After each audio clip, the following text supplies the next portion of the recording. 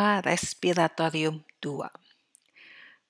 Kita akan membahas mengenai mame karena letaknya juga yang di toraks.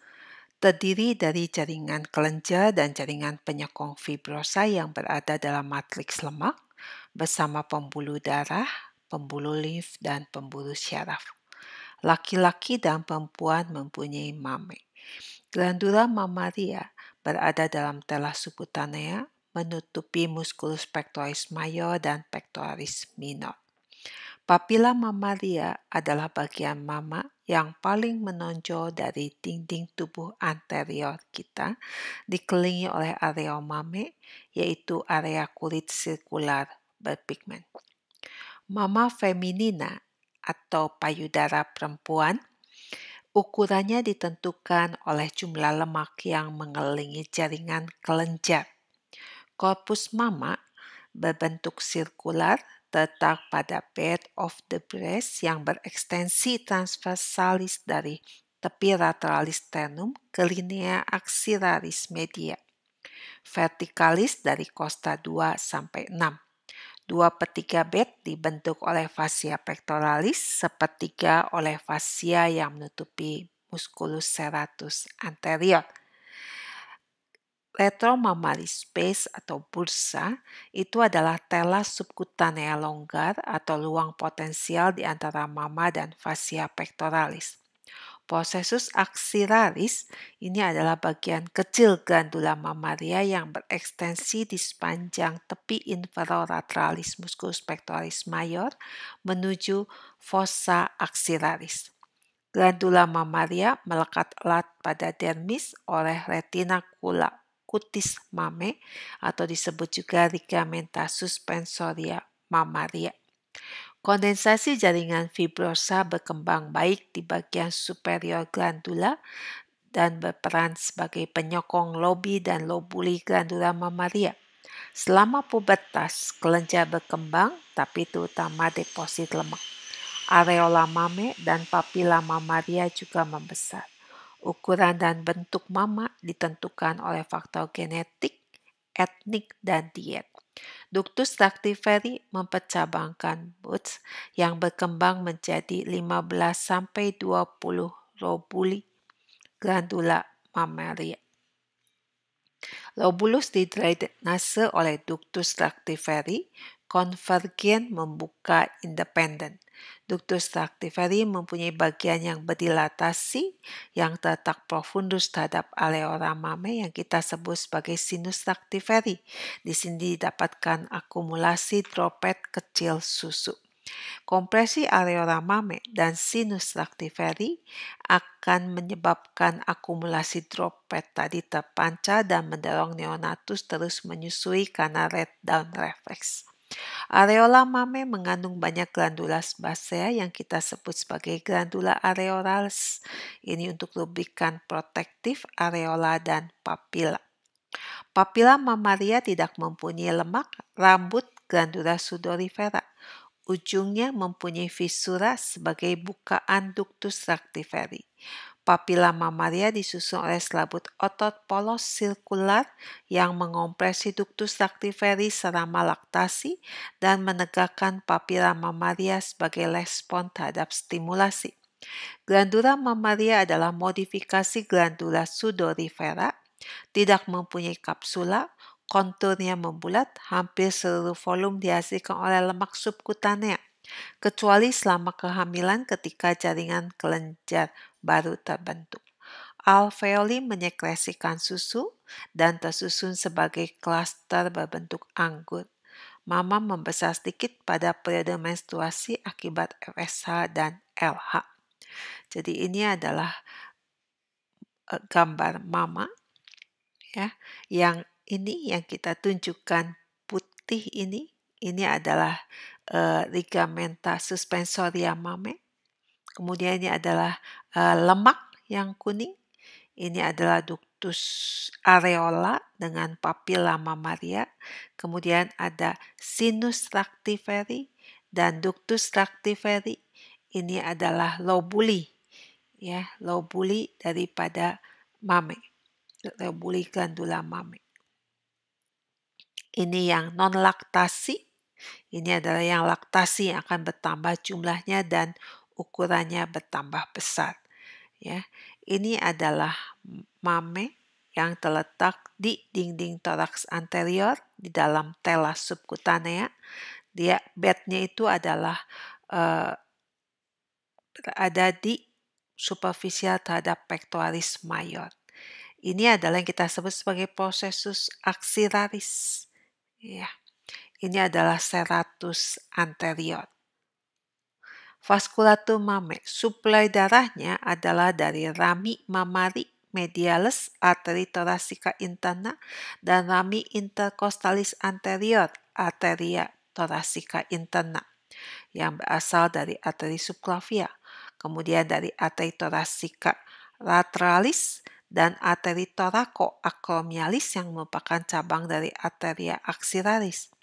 Arteria intercostalis posteriores yang merupakan cabang dari aorta thoracika dysplasia intercostalia 2, 3, dan 4. Drainase venosanya terutama ke vena axillaris juga vena thoracika interna. Drainase limfanya penting karena perannya dalam metastasis sel kanker.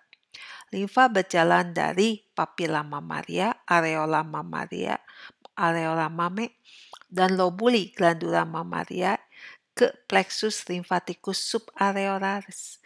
Dari sini 75% khususnya berasal dari kuadran lateralis mengalir ke nodi axillaris, mula-mula ke nodi axillaris anterior, kemudian atau dapat juga mengalir ke nodi axillaris lain, yaitu juga nodi interpectoralis, deltopectoralis, cervicalis profundi inferiores. Sisanya, terutama yang dari kuadran medialis, ini mengalir ke nodi parasternalis atau ke mama sebelahnya.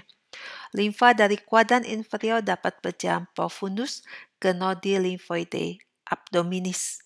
Ya, limfa dari kulit mame, kecuali papilla mammaria dan areola mammaria, akan menuju nodi axillaris, nodi cervicalis profundi inferiores, nodi infraclaviculis ipsilateral, nodi parasternalis bilateral. Limfa dari nodi axillaris akan mengalir menuju nodi clavicularis dan kemudian menuju truncus subclavius. Limfa dari nodi parasternalis akan menuju truncus bronchomediastinalis. Trunci subclavius bergabung dengan truncus bronchomediastinalis, kemudian dengan truncus jugularis bergabung membentuk ductus lymphaticus dexter di sisi kanan atau memasuki ductus thoracicus di sisi kiri. Dan dari sini akan bermuara ke venous angle atau vena jugularis interna dan vena subclavia. Nervi dari mama diturunkan dari ramus cutaneus anterior dan lateralis nervi intercostalis 4 sampai dengan 6. Cabang nervi intercostalis ini akan berjalan melalui fascia pectoralis mencapai tela subcutanea dan cutis dari mama. Cabang dari nervi intercostalis menghantarkan serabut sensoris dari kulit mama dan serabut simpatis ke pembuluh darah dalam mama dan otot polos dalam kulit dan papilla mammaria. Ya, jadi ini adalah suplai darahnya, arteri subclavia, arteri axillaris, dan arteri thoracika interna. Ya, dan juga arteri intercostalis ini, ya, yang posterior. Kemudian ini adalah drainase venanya. Ya, ini adalah drainase dari limfanya. Jadi yang dari kuadran medialis dapat menuju nodi parasternalis, sedangkan yang dari kuadran lateralis terutama menuju nodi axillaris anterior, bisa juga menuju nodi yang lainnya. Kemudian dari sini bisa menyebar melalui nodi axillaris yang lain. Nah, ini adalah gambarannya nanti. Dia akan bermuara ini yang kita sebut sebagai venous angle. Anatomi permukaan dinding toraks. Clavicula itu terletak subkutanea di junction toraks dan kolum. Mudah dipalpasi terutama ekstremitas ternalis clavicula. Ya, Ini yang akan bersendian dengan sternum. Clavicula membatasi zona drainase limfa di atas dan di bawah clavicula. Ya.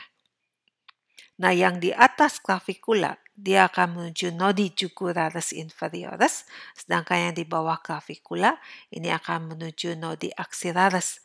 Sternum terdapat subkutanea di linea mediana anterior dan dapat dipalpasi. Incisura jugularis juga dapat diraba di antara kedua tonjolan ekstremitas sternalis clavicula. Ya, jadi ini adalah incisura jugularis. Ya, ini adalah manubrium, ini adalah corpus sterni, ini adalah processus xiphoideus. Ya, ini adalah yang kita kenal sebagai sulcus intermammarius. Sulcus intermammarius. Ini papilla mammaria, ini areola mame. Ini adalah arcus costalis, ya. Ini ada linea medioclavicularis, ya, seperti ini. Ini adalah plica axillaris anterior yang dibentuk oleh pectoralis major. Kemudian nanti kalau di belakang ada plica axillaris posterior. Ya, nah incisura jugularis terletak pada level tepi inferior corpus vertebrae T2 dan ruang di antara processus spinosus T1 dan T2. Manubrium sterni panjang yang 4 cm terletak pada level T3 dan T4. Angulus sterni dapat dipalpasi pada orang muda seling terlihat karena sedikit gerakan pada simfisis manubriosternalis selama respirasi paksa. Angulus sterni terletak pada level diskus intervertebralis T4 T5 dan ruang di antara processus spinosus T3 dan T4. Angulus sterni menandai level pasangan cartilaginous costalis 2. Sisi kiri manubrium sterni anterior terhadap arcus aorta.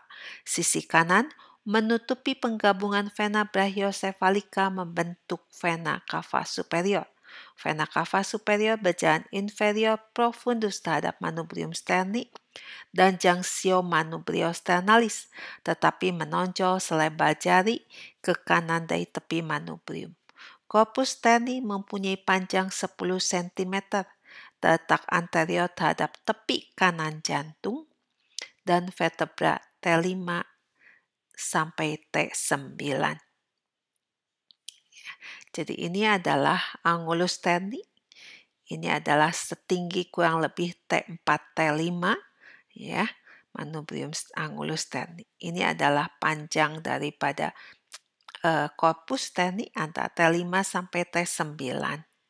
Sulcus intermammarius menutupi corpus sterni. Processus xiphoideus terletak pada fossa epigastrika. Ini adalah posisi tangan pada PCR. Simfisis xiphosternalis dapat dipalpasi pada level tepi inferior T9. Arcus costalis dibentuk oleh gabungan cartilaginous costalis 7 sampai dengan 10. Angulus infrasternalis dibentuk oleh pertemuan di anterior arcus costalis kanan dan kiri. Costa dan spasia intercostalia ini diperlukan untuk mendeskripsikan lokasi posisi, sisi trauma atau patologi pada atau profundus terhadap dinding toraks. Costa 1 tidak dapat dipalpasi. Costa 2 dekat dengan subkutanea dan berdekatan dengan angulus sterni. Menghitung costa dan spasia intercostalia di anterior adalah dengan cara menggeser jari laterales dari angulus sterni ke cartilago costalis 2. Spasium intercostalis 1 terletak superior terhadap cartilago costalis 2. Spasia intercostalia paling lebar di anterolaterales atau di linea medioclavicularis. Di posterior, ujung medialis spina scapula menutupi costa 4.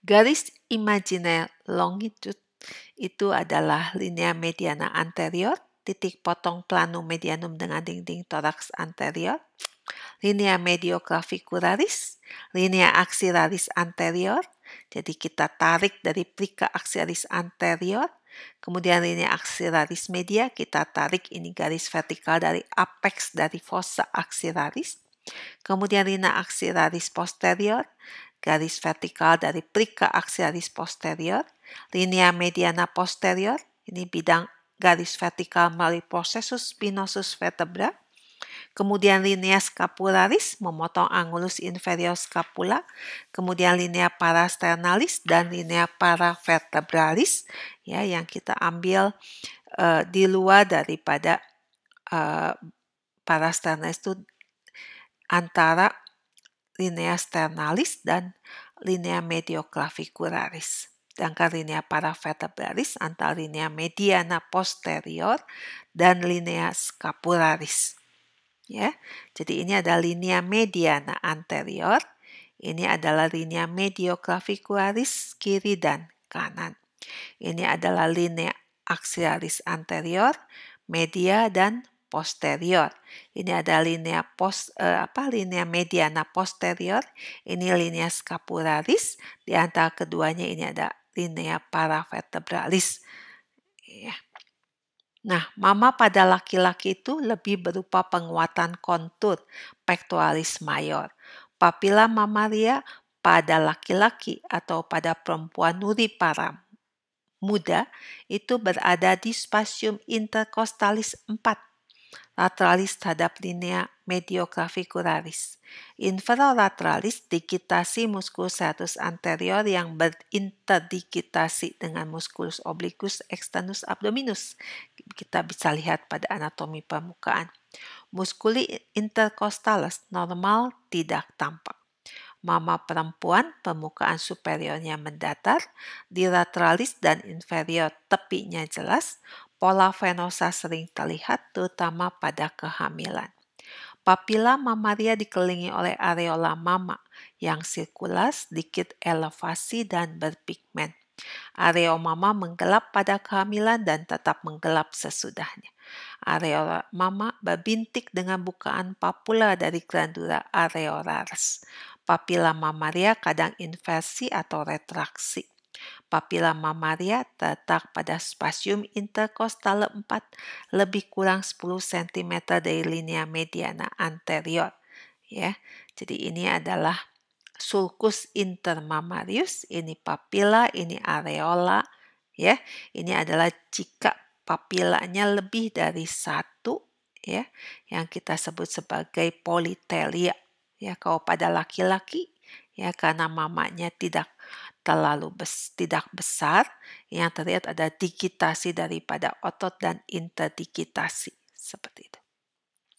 Nah, viscera cavitas thoracis, ya kita lihat sekarang cavitas thoracis itu berbentuk ginjal, indentasi di posterior oleh columna vertebrae thoracica, caput costa dan column costa.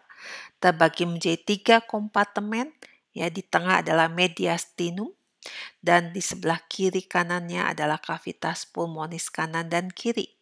Ya, cavitas pulmonis itu dibatasi oleh pleura. Ini adalah cavitas thoracis, ini adalah mediastinum bagian yang tengah, ini adalah cavitas pulmonis yang terisi oleh pleura dan paru. Ya, jadi pada pembentukannya adalah seperti ini. Ya, jadi dari suatu kantong pleura nanti akan berkembang paru-paru, ya paru-paru, nanti dinding daripada kantung pleura yang ini akan membentuk pleura visceralis, sedangkan yang dinding yang sebelah ini akan membentuk pleura parietalis. Ya. Pleura itu terbagi menjadi yang visceralis dan yang parietalis. Di antara keduanya itu adalah cavitas pleuralis yang mengandung lapisan kapiler, jadi sangat tipis begitu cairan pleura yang serosa. Fungsi utamanya adalah untuk memelihara tegangan permukaan supaya permukaan pulmo itu bisa berkohesi dengan dinding toraks sehingga pada gerakan inspirasi dan ekspirasi ya pulmo itu bisa menarik udara dan mengeluarkan udara. Pleura visceralis itu melekat pada seluruh permukaan termasuk fissura horizontalis dan obliqua. Pleura visceralis akan berlanjut dengan pleura parietalis di hilum pulmonis karena ini memang merupakan suatu membran yang kontinu. Pleura parietalis menempel pada dinding toraks, mediastinum dan diafragma, lebih tebal daripada pleura visceralis. Dan pleura parietalis ini terdiri dari pars costalis pleura, kemudian pars mediastinalis dan pars diafragmatica. Ya, satu lagi adalah cupula pleura yang menutupi apex pulmonis. Ini merupakan lanjutan dari pars costalis dan pars mediastinalis ke superior. Ya, nanti akan diperkuat oleh ekstensi fascia endothoracika yang kita sebut membrana suprapleuralis. Jadi fascia endothoracika itu adalah fascia yang didapatkan di antara dinding toraks dan pleura parietalis. Nah, karena pleura itu parietalis itu terbagi menjadi 3, kostal, mediastinal, dan diafragma. Ini ada refleksinya yang garis-garisnya kita kenal sebagai sternal, kostal, dan vertebral. Ya. Nah, garis luar dari kavitas pulmonis kanan dan kiri itu tidak simetris karena core berputar dan berekstensi ke kiri. Ya, jadi deviasi core ke kiri mempengaruhi garis sternal. Garis sternal itu adalah refleksi daripada pleura yang pars costalis menjadi pars mediastinalis di anterior. Ya, di anterior. Kalau di belakang kita sebut sebagai garis vertebral. Mulai di superior dari cupula pleura, berjalan inferomedialis posterior terhadap articulatio sternoclavicularis untuk bertemu di linea mediana anterior, posterior terhadap sternum setinggi angulus sterni. Di antara lever cartilaginous costalis 2-4, garis sternal kanan dan kiri turun dalam kontak. Selanjutnya, yang sisi kanan berjalan ke inferior tetap di linea mediana anterior ke aspek posterior processus xiphoideus, yaitu level cartilago costalis 6, kemudian berbelok ke lateralis. Pada sisi kiri, garis sternal turun di linea mediana anterior itu hanya sampai level cartilago costalis 4. Kemudian nanti dia akan menuju ke tepi kiri sternum, berlanjut ke inferior sampai level cartilago costalis 6, menciptakan incisura dangkal ketika berjalan ke lateralis ke area kontak langsung antara perikardium dan dinding toraks anterior. Incisura ini penting untuk perikardiosentesis. Garis kostal itu adalah lanjutan tajam dari garis sternal, terjadi di mana pars costalis menjadi kontinu dengan pars diafragmatica di inferior. Garis kostal kanan berlanjut ke lateralis dari linea mediana anterior. Garis kostal kiri mulai di linea medioclavicularis karena area nuda dari perikardium. Garis kostal kanan dan kiri adalah simetris ketika berlanjut ke lateralis, posterior, dan kemudian medialis. Berjalan miring menyerang kosta 8 di linea medioclavicularis dan kosta 10 di linea axialis media. Berlanjut ke posterior dengan linea vertebralis di kolom kosta 12. Garis vertebral ini lebih membulat, tidak terlalu tajam. Refleksinya terjadi gradual, di mana pars costalis menjadi pars mediastinalis di posterior. Garis vertebral itu paralel terhadap kolumna vertebralis, berjalan di planum paravertebrale dari level vertebra T1 sampai T12. Pulmo tidak mengisi penuh kavitas pulmonalis selama ekspirasi. Pars diafragmatica peripheraalis kontak dengan bagian paling bawah pars costalis membentuk recessus costodiaphragmaticus. Kemudian recessus costomediastinalis adalah recessus pleuralis yang lebih kecil, posterior terhadap sternum, di mana pars costalis kontak dengan pars mediastinalis. Recessus yang kiri lebih besar karena incisura cardiaca pulmonis sinistre lebih jelas daripada incisura yang bersesuaian di kantung pleura. Ya. Jadi ini adalah yang merah ini adalah garis sternal. Ya. Kalau yang kanan dia ada tetap di linea mediana anterior, ya. Kemudian ini adalah yang kita sebut sebagai garis kostal ini. Garis kostal sampai ke belakang, kemudian yang ini adalah garis vertebral. Ya, jadi ini adalah garis kostal, ini adalah garis sternal, ya. Kemudian ini adalah garis vertebral. Ya, seperti ini. Ini adalah area nuda, ya, area nuda dari perikardium ini. Ya, karena adanya insisura ini, ya, sehingga di sini bisa kita lakukan perikardiosentesis. Ini di depan, ya, ini ada yang kita sebut sebagai recessus costodiaphragmaticus ini, ya, ini di depan, ini di belakang.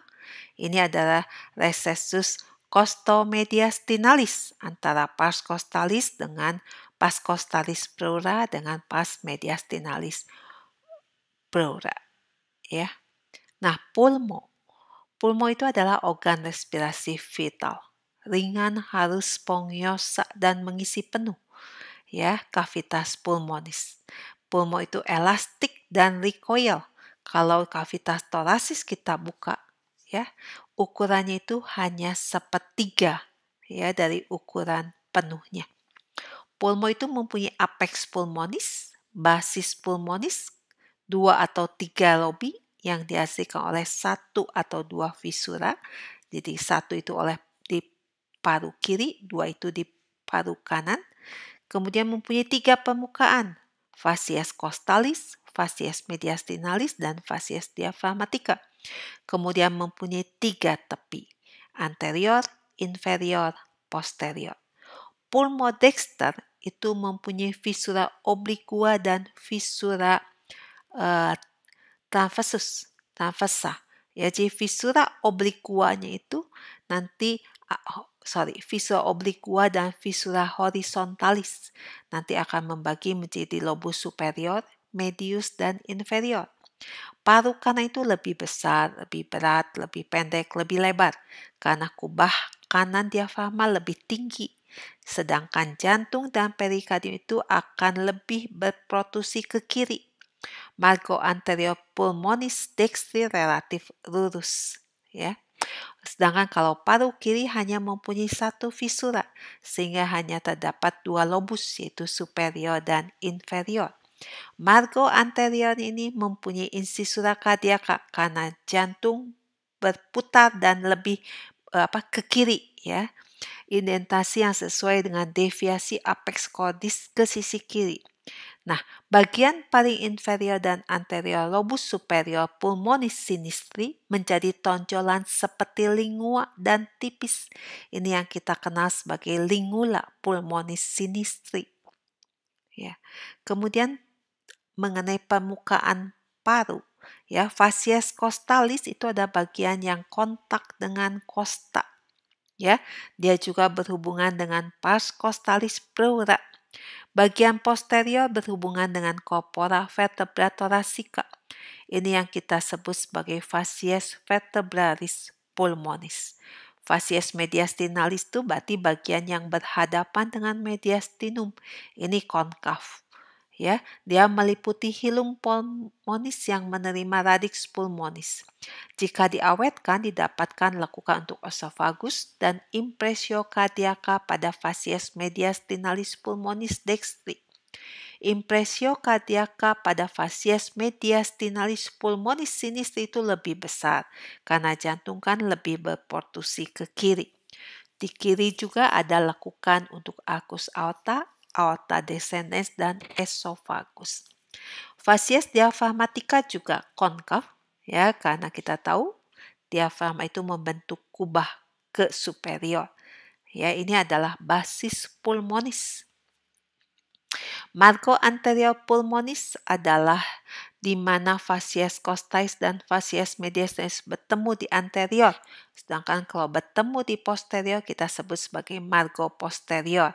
Ya, dan yang biasanya membulat karena peralihannya atau refleksinya tidak tajam. Margo inferior itu waktu dari facies costalis dan facies mediastinalis, dia akan menjadi facies diafragmatica. Pulmo itu melekat pada mediastinum oreladix pulmonis yang terdiri dari bronki dan vasa bronchialisnya, arteriae pulmonalis, vena pulmonalis superior dan inferior, kemudian ada plexus pulmonalis, ini plexus nervosus, dan vasa lymphatica. Susunan radix pulmonis, kalau dipotong sebelum pencabangan principalis dan arteria pulmonalis adalah arteria pulmonalis itu paling superior di kiri. Ya, di kiri. Kalau yang kanan itu adalah bronkus yang paling superior.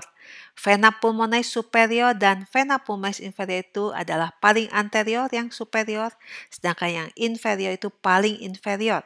Bronkus principalis di dekat dan di pertengahan batas posterior.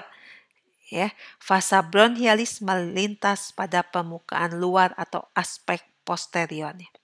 Hilum pulmonis itu ada area berbentuk baji pada facies mediastinalis melalui mana struktur yang membentuk radix pulmonis berjalan keluar masuk.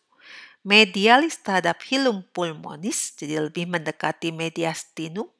Radix pulmonis terdapat dalam area kontinuitas antara pleura parietalis dan visceralis, ini kita sebut sebagai mesopneumonium. Ya, sedangkan inferior terhadap radix pulmonis, kontinuitas antara pleura parietalis dan visceralis membentuk ligamentum pulmonale yang letaknya anterior terhadap esophagus.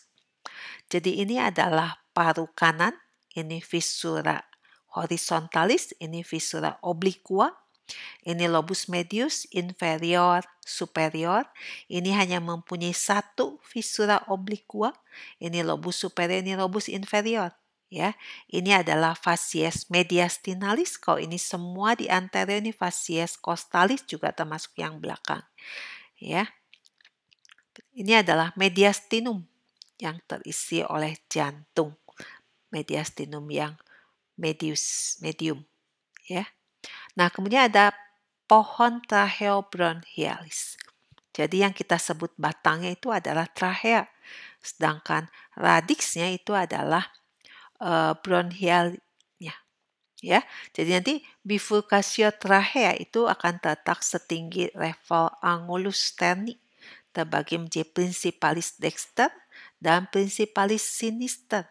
Dari yang principalis nanti menjadi yang lobaris untuk masing-masing lobus, kemudian akan menjadi segmentalis untuk masing-masing segmentum, ya. Kemudian dari masing-masing segmentum nanti akan menjadi lanjutan itu kita sebut sebagai bronchioli conductantes. Nah, bagian paling akhir dari bronchioli conductantes itu yang kita kenal sebagai bronchioli terminalis. Kalau kita sudah sebut bronchioli, berarti dia tidak mempunyai kartilago. Ya, kemudian kalau bronchioli conductans itu tidak mempunyai glandula atau alveoli. Ya, bronchioli terminalis itu akan mempercabangkan beberapa generasi bronchioli respiratori. Dari sini nanti akan menjadi alveoli. Ya, jadi dari bronchiolus respiratorius nanti menjadi ductus alveolaris, menjadi sacculus alveolaris dan alveoli. Mengenai segmentum bronchopulmonale, ya, ini adalah subdivisi terbesar dari lobus. Bentuknya piramid, apexnya menghadap radix, basisnya di permukaan. Ya, dipisahkan oleh segmenta yang berdekatan. Dipisahkan dari segmenta yang di antar segmen itu ada septum jaringan ikat. Disuplai independen, jadi tidak saling tergantung antara segmentum, yaitu oleh bronchus segmentalis dan cabang tersier arteri pulmonalis. Dinamakan menurut bronchus segmentalis yang menyuplainya. Drainasenya itu adalah oleh pars intersegmentalis vena pulmonalis. Jumlahnya itu adalah 18-20. Di pulmodexter itu jumlahnya 10, sedangkan di sinister itu 8-10. Dapat direseksi surgikal, jadi dapat diangkat satu segmen. Ya, jadi ini adalah lobus lobus nanti dibagi menjadi segmen. Ya, ini yang kita sebut sebagai hilum pulmonis, ya. Ini adalah ligamentum pulmonale. Ini susunannya itu adalah di sebelah kiri itu yang paling atas itu adalah arteri, ya. Kemudian yang paling depan itu adalah vena pulmonalis, ya. Ini adalah paru-paru paru-paru kanan, paru kanan, ya. Jadi yang paling atas itu adalah bronkus, ya. Bronkus yang paling atas. Yang ini bronkus, ya.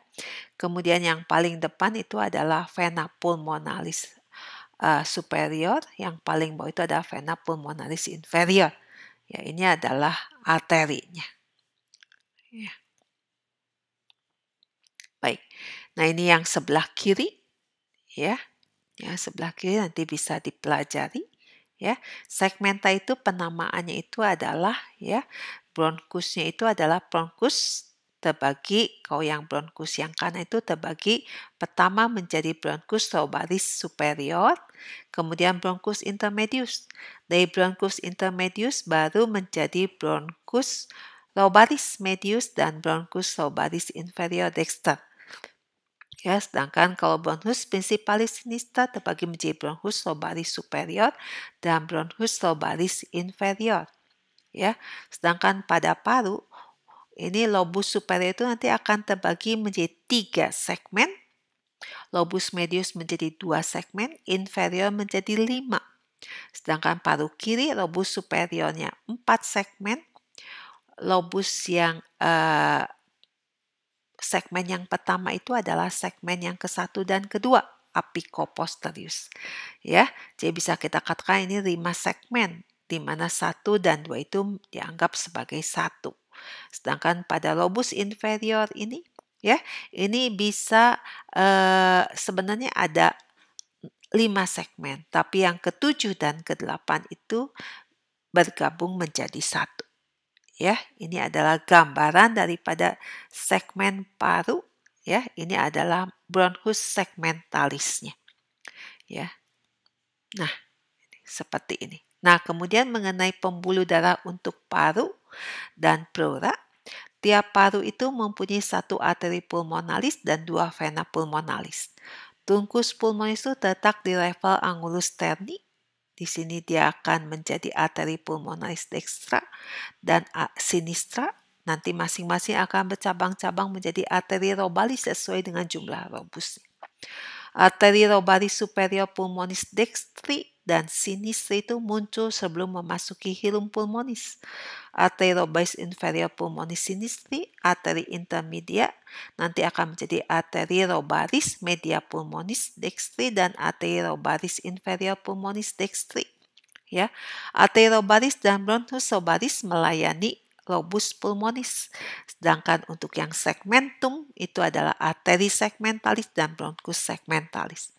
Arteri itu biasanya terletak pada aspek anterior bronchus, vena pulmonalis superior dan inferior itu nanti akan bermuara ke atrium sinistrum. Sedangkan vena lobalis media pulmonis dextri itu akan bermuara ke vena pulmonalis dextra superior.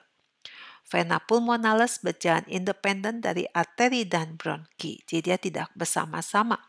Berjalan di antara dan menerima darah dari segmenta bronchopneumonalia yang berdekatan.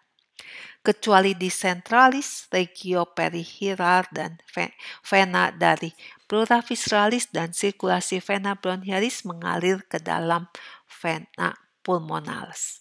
Vena dari pleura parietalis nanti akan bergabung dengan vena sistemik di dinding toraks.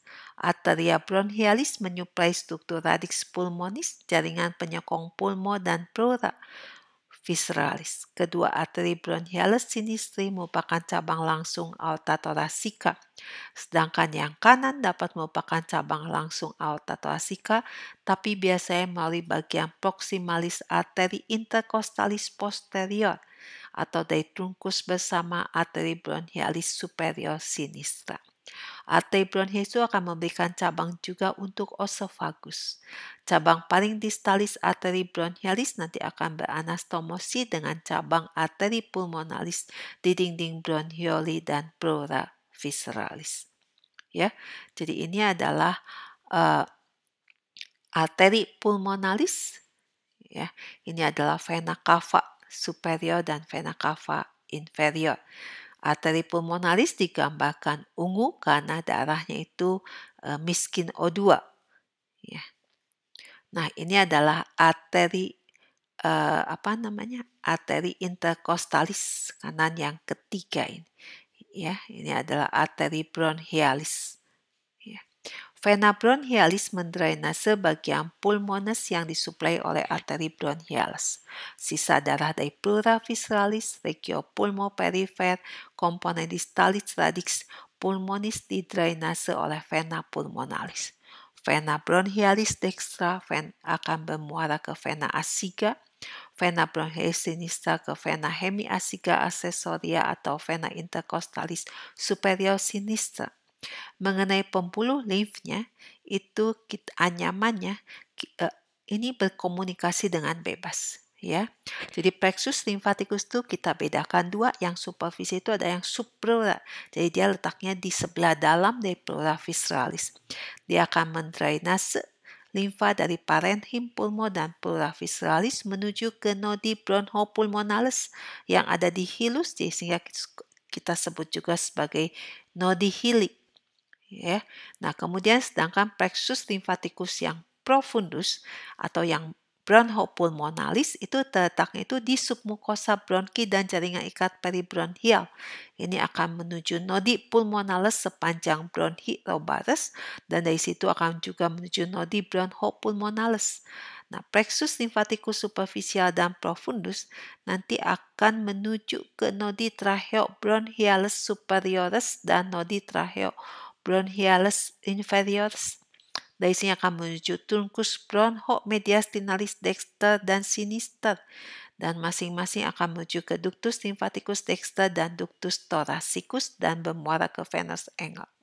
Sedangkan limfa dari pleura parietalis akan menuju nodi limfoide dinding toraks. Ya, jadi ini adalah aliran venanya. Ya, ini adalah aliran limfanya. Ya.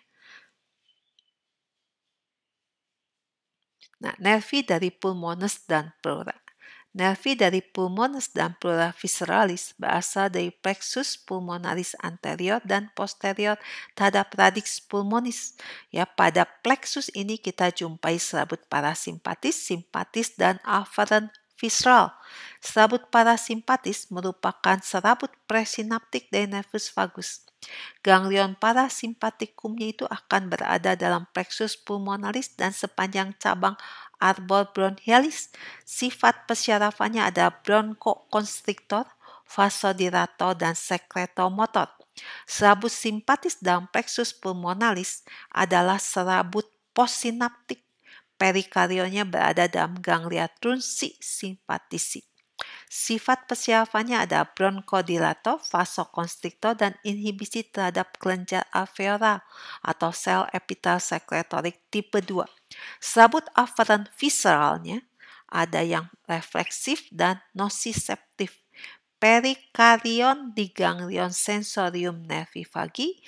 Akhiran syarafnya berhubungan dengan mukosa bronkus untuk sensasi taktil untuk refleks batuk, otot bronkus regangan, jaringan ikat interalveolar itu ada refleks Herring-Brauer, membatasi ekskursi respirasi, dan juga ada di arteri pulmonalis untuk tekanan darah dan vena pulmonalis untuk kemoreseptor.